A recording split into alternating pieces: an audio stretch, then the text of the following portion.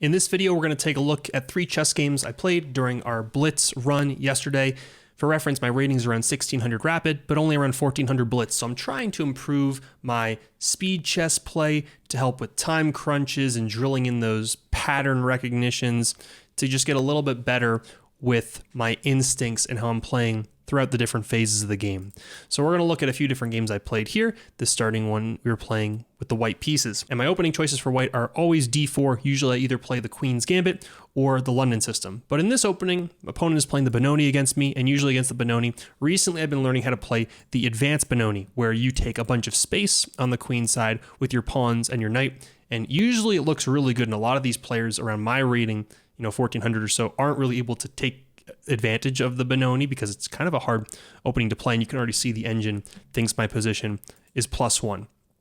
Unfortunately, though, I'm giving that advantage away pretty quickly here in the beginning after the move Queen C2.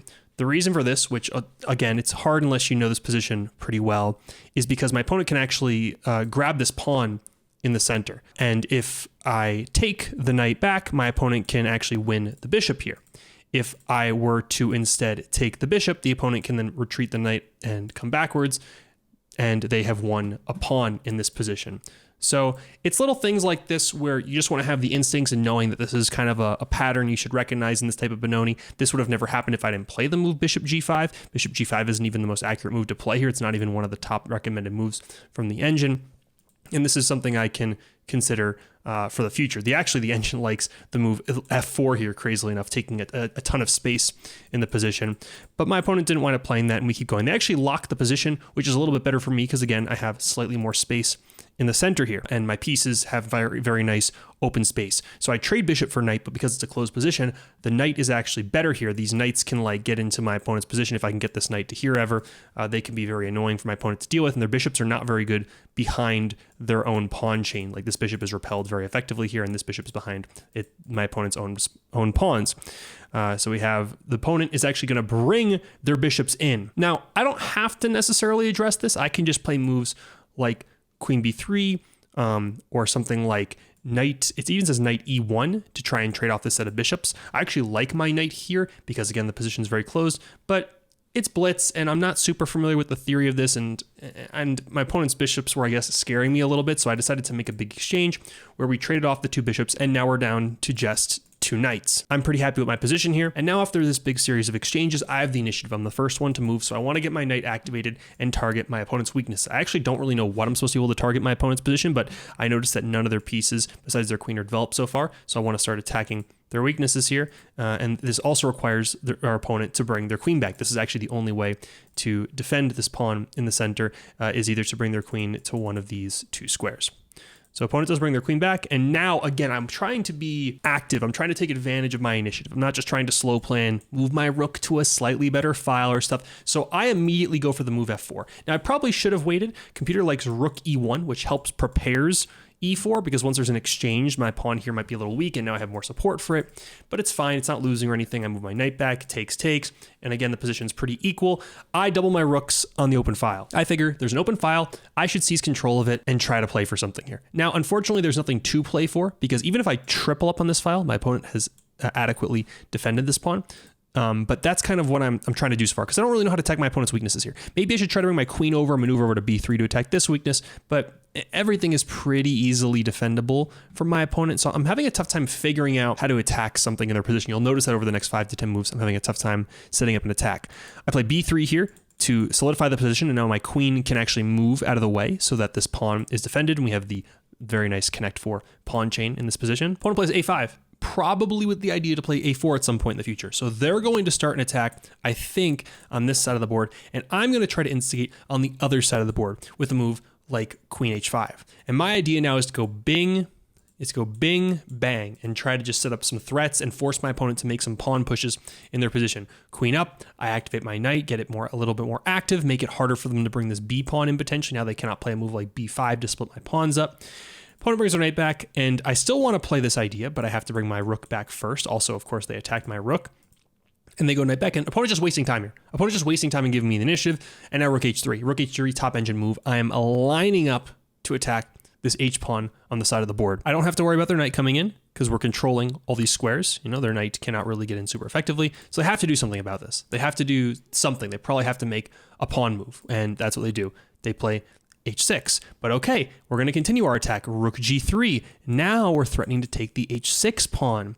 And opponent has to be very careful. I'm trying to just instigate more moves out of them. Opponent plays very passively with their knight.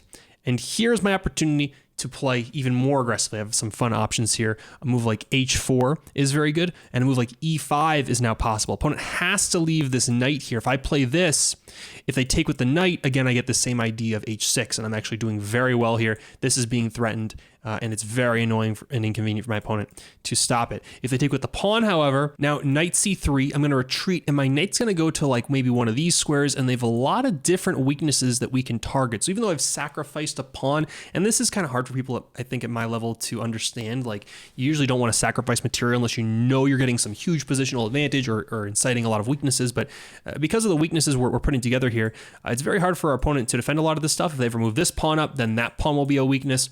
Obviously, and their light squares are going to still be very weak. This pawn's hard to defend without using a pawn. Now I could maybe double up here and try to put pressure on this pawn. There's a lot of different ideas after, like, they say top engine move is this, which I don't think my opponent's ever going to play. Let's just say they play like a more natural move, like moving their rook here or something. Now I get to go like rook f5, and I'm never going to find these types of moves, but I'm going to put pressure probably on this pawn, and probably put pressure on some of these pawns, and my knight can maybe jump into like over here. So there's just a bunch of different ideas that I'm not really equipped for, but again, I want to use my pawns, even if I have to sacrifice them to kind of bulldoze into the opponent's position here. So they retreat. I just play rook e1. I'm trying to actually support this move, interestingly enough. I would like to play the move e5 eventually, and e5 is also kind of a weakness right now that my opponent can target. They've decided they won't want to target it for whatever reason. They're going to play on this side of the board. And this is where I get a little bit, start getting on the wrong track here. I'm playing very actively and aggressively, and now I'm getting scared of my opponent's attack on this side of the board. So I decided to retreat my queen to just hold together all my weaknesses and keep everything, tidied up. My opponent doesn't wind up taking. They just force me to move my queen again. So I go here. They decide to take. We make an exchange. No big deal. Remember, the rook cannot come here, and their rook can also not come here. So the rook really couldn't have gotten into position unless they wanted to go to a2, but I don't necessarily think a2 is particularly good. I also could have played rook a1 or something like that, but I don't think a2 would have been that big of a deal. I honestly thought they might play rook a2, but they decided to just go back over here. I have no idea what this move does. This move is hella confusing to me. Putting the rook in like the least active square on the entire back rank just makes no sense to me. But okay, now I'm going to put my rook back on the open file again, because at this point, I have 23 seconds on the clock. I have no idea what I'm doing. We're shuffling around. I'm trying to make something happen, but I have no idea what to do. I can't target this weakness. This pawn's not super weak. I can't get to this weakness. I can't attack this knight with anything other than my own knight, but it would be very inconvenient to finagle my knight all the way over here to get to their knight. And I like how the activity of my knight. I think my knight is controlling some good squares and again, targeting their weakness here, but I can't, even if this rook could get here, I can't bulldoze down the F file. I don't know what to do. Like I'm at my loss for moves and I have 30 seconds on the clock. So I'm trying to make something happen, but I can't make anything happen. So I just go here. I have 23 seconds on the clock. I'm trying to go fast. They play F5 though. So okay, takes, and now we're opening things up. And I take the rook, which is good. It's actually the top engine move is to take my opponent's rook. I have to be a little careful, right? I have to be a little careful because stuff like queen b1 is coming, and I see that. We have 17 seconds, so I'm trying to play fast. I spend half my time because I see this. I'm trying to figure out the best way to defend it. The first thing I looked at was to try to bring my rook over somewhere to defend, but it's a little bit sketchy to do that. I saw this, but the knight covers that. I could go here and here, but if they go, if they come down and I defend, it's a little bit, they can maybe go back into my rooks. But that's fine too. I go for queen e1. And queen e1 still drawable. Still drawing position, totally equal. Both players have 5 pawns. My pawns are all connected nicely over here. My knight's very active. They have to keep defending this. If they lose this pawn, then we have a passer, which is very nice. So the rook is stuck back here. So I don't have to be too scared. And my rook covers all their knight infiltration squares. So I don't have to be super nervous about that either. So queen c2, attacking my pawn. Again, I have nothing to worry about. The rook is covering everything. I'm thinking maybe they'll play something like knight d3, but I could always just move my queen over. Not a big deal. And instead of any of that, I play the cool, calm, and collected queen e3, throwing the game away with 5 seconds on the clock because I didn't know what to do. I had no game plan. I had no idea what I should have done here. I mean, I probably could have even played a move like rook e3. It's actually, computer says rook c3 also really works too. The rook c3 is, but like this just looks really active. Probably could have gone for something like this, maybe even in sacked for this. I probably needed to play maybe something like h3 to give a space for my king. I was nervous about this rook being very loose here. And then the queen could maybe somehow come in and target it, but I just blundered the game. I spent 4 seconds. I had 10 seconds on the clock, and sometimes that happens in Blitz. Sometimes it happens. You know, I can't really defend with the queen because then I lose my queen and it's still very bad for me. So I bring this out. I probably need to block with my queen here. If they move the rook over, I thought they would check like this. I could have always sacrificed a piece in exchange and done that, but they go here, and then I blunder my queen, and I should have gone back up this way. Again, I should have just gone king f2, and it's not even an M. This is mate in 1. This I could have actually survived with rook f3. So something like this, they check me here, and rook f8, and I still lose. Oh my god, they haven't. Oh my god, then they win my queen. This is tough to see from a distance. They also only had 37 seconds on the clock, but yeah, I threw the game away.